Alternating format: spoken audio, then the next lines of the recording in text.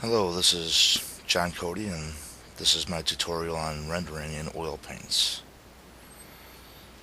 I first gathered the materials I'm going to need. This includes the palette with a glob of burnt sienna in the corner, my piece of canvas that I've taped to the board, my brush, my jar of odorless turpenoid, and some pieces of paper towel.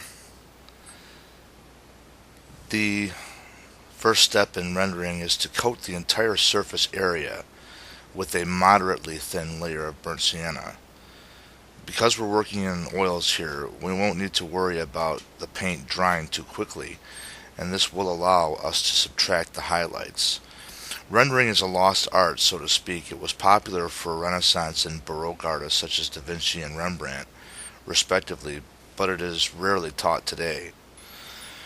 Rendering involves extracting highlights from an entirely shaded surface. In this instance, we're using burnt sienna oil paints instead of graphite or charcoal. Applying and underpainting in this fashion alleviates the problem of gaps between foreground and background areas, but the brown color also enhances the effect of pure colors once they're applied, and this might be because the brownish red color serves as an ingredient that would be required to mix into our paints in the first place. For whatever reason, using burnt sienna as a rendered underpainting is extremely effective in capturing a likeness with true colors.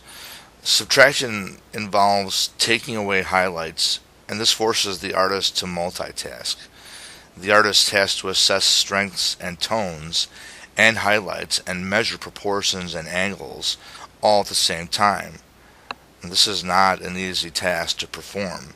For larger paintings, the whole painting is sort of chipped away at in stages. The painter might focus at first on the upper right corner, and then on the section to the left or underneath, etc., etc.